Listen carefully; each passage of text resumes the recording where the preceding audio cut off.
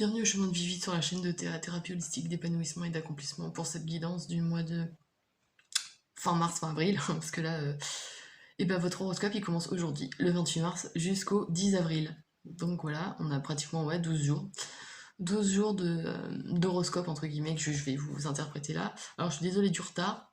En fait, j'ai pas fait d'horoscope avant parce que je trouvais que ce que j'avais fait avant, bloc fixe, bloc mobile, c'était trop complexe.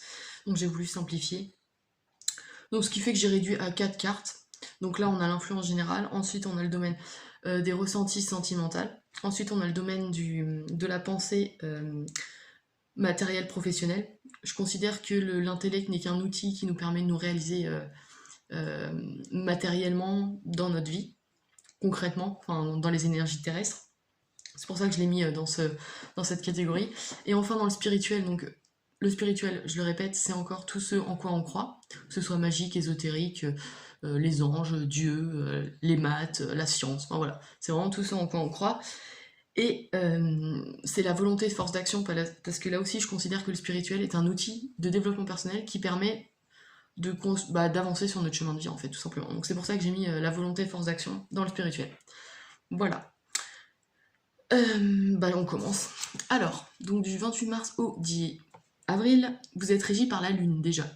La Lune, c'est la planète du radar émotionnel. Alors, c'est l'intuition, c'est la façon dont on va percevoir le monde, mais le monde souterrain. Enfin, non, on va le voir de façon souterraine, c'est-à-dire que c'est vraiment notre intuition qui va nous faire voir le monde, d'accord? La Lune, c'est vraiment ça, c'est la façon dont on perçoit les choses, mais de manière intuitive. D'accord? Donc c'est l'intuition, la Lune, c'est l'imagination, c'est les rêves aussi. Et c'est d'ailleurs, durant cette période, je vous conseille d'analyser ou du moins de vous souvenir de vos rêves, qui peuvent être des fois des messages pour comprendre quelque chose, hein. Avec la Lune, ouais, c'est assez récurrent. Qu'est-ce qu'on a d'autre? On a aussi la révélation de choses cachées, hein. La Lune, c'est aussi ça. C'est l'énergie plutôt passive, d'accord? L'énergie féminine, donc plus intuitive et plus intérieure. Voilà.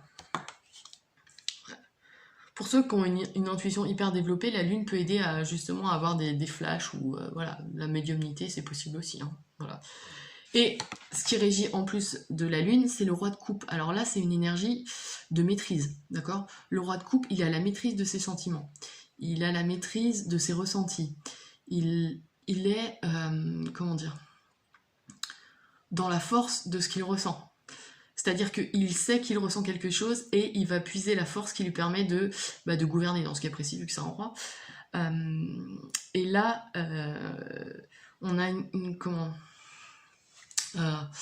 on émane, voilà, on a l'aura du roi avec cette énergie et on émane une force de persuasion et de domination entre guillemets, mais une domination douce, c'est-à-dire qu'elle est faite avec la coupe, donc avec l'amour, vous voyez. Donc il y a une certaine diplomatie douce, ouais, on peut dire ça. Voilà, ça c'est l'influence générale avec la Lune qui parle d'intuition. On a quelque chose de très très alors de très doux, ouais c'est ça, je me répète, mais ouais, de très doux et de très alors pas passif, mais qui va calmement, d'accord? On a cette tempérance, on peut parler de quelqu'un qui a la maîtrise de ses sentiments et qui est plutôt tempéré. Ou qui va rechercher l'harmonie et le calme. Ouais. En tout cas, c'est l'image que renvoie ce roi, ouais. C'est l'image qu'il peut enfin, comment dire, on renvoie à la société, voilà. Enfin, que vous, chemin de vie 8, vous renvoyez à la société. Ensuite, dans le domaine des ressentis, vie sentimentale ou relationnelle, on a le 2 de denier. Alors, j'ai l'impression que là, il y a des discussions en ce qui concerne, voire des disputes, en ce qui concerne l'argent, la matérialité. Là, il y a une histoire d'association, d'union. Alors, ça peut être un contrat de mariage, par exemple. Là, on a cette notion-là. On peut avoir aussi, comment dire, des disputes sur l'argent, mais aussi sur le fait de devoir justement travailler à deux pour réussir à faire quelque chose dans la matière, parce que le denier c'est bien la matière, hein. Le 2 c'est le couple ou l'union. Mais là on est dans le domaine, enfin oui j'aurais dit association si ça avait été le domaine professionnel, ici on est dans le domaine relationnel et ou sentimental, donc il y a vraiment un ressenti de devoir être deux pour réussir dans la matière. C'est l'impression que j'ai là. Ouais, c'est tout ce que je peux dire là sur... parce que souvent, sur des cartes, on a différents niveaux de lecture. Et ici, de ce que je vois, c'est qu'il y a une notion de couple. Il faut être deux pour réussir à produire ces deux nids, vous voyez. Donc là, il y a une notion de travail d'équipe. Enfin, c'est l'impression que j'ai. Hein. Ouais. Je vais réfléchir, mais... Et ça... Alors, soit on a cette notion diplomatique qui ressort avec le roi, donc on arrive à faire passer les choses et ça fonctionne, soit bah, ça passe pas et on a des querelles et des disputes. Hein. Ça c'est possible aussi, parce que le 2 c'est ambivalent, donc c'est autant dans l'harmonie que le conflit, donc attention à ça. Voilà. Ensuite, dans le domaine professionnel, on a, alors je vous le rappelle, c'est du 28 mars donc aujourd'hui, jusqu'au 10 avril. Hein. Donc voilà.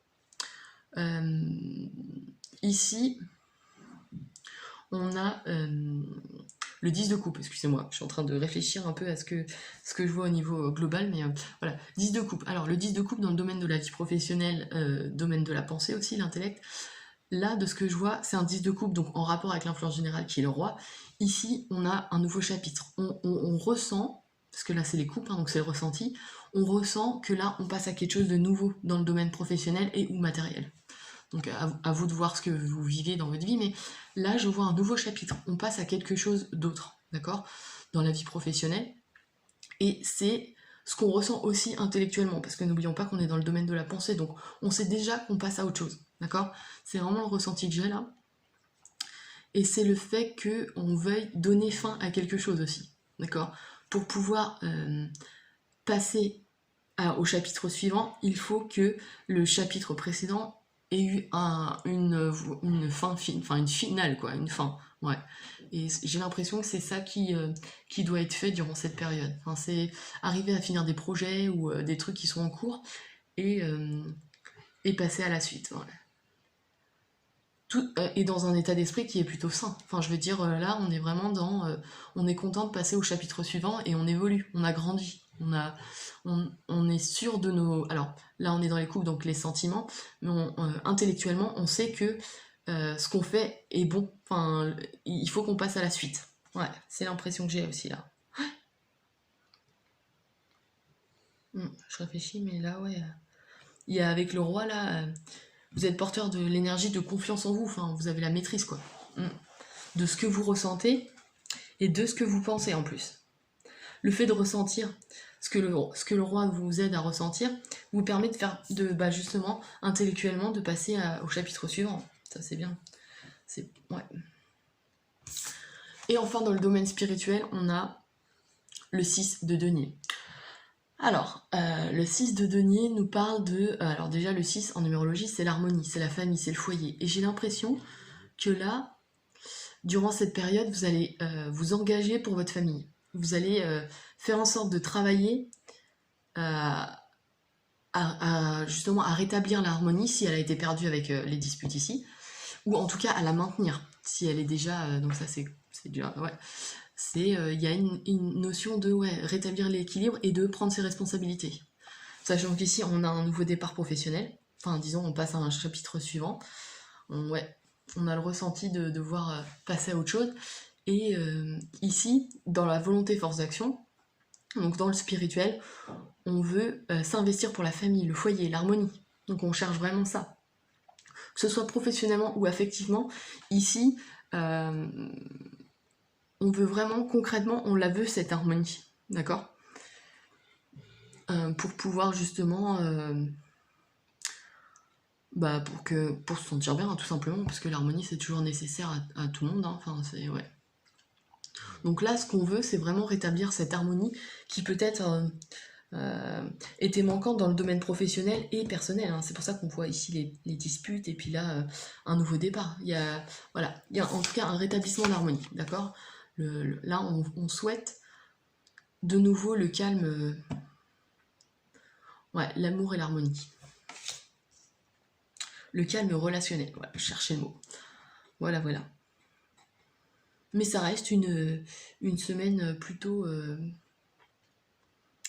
alors plutôt intériorisée, c'est certain, parce que là on a la lune et puis on a les coupes. Et tout ça en lien avec la matière en même temps. C'est ça qui est assez drôle. Ouais. Tout ce qui est ressenti est bien présent, et en même temps ces ressentis sont là pour appréhender les situations liées au matériel. Voilà.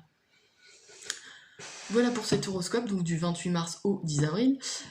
J'espère que j'ai été assez claire. N'hésitez pas à liker, à partager et à vous abonner si ce n'est pas déjà fait. Si vous êtes intéressé par mes analyses ou mes demandes d'accompagnement, n'hésitez pas à me contacter sur mon site internet www.ta-accompagnement.com. Et puis je vous dis à dans presque 12 jours pour l'horoscope du 11 avril.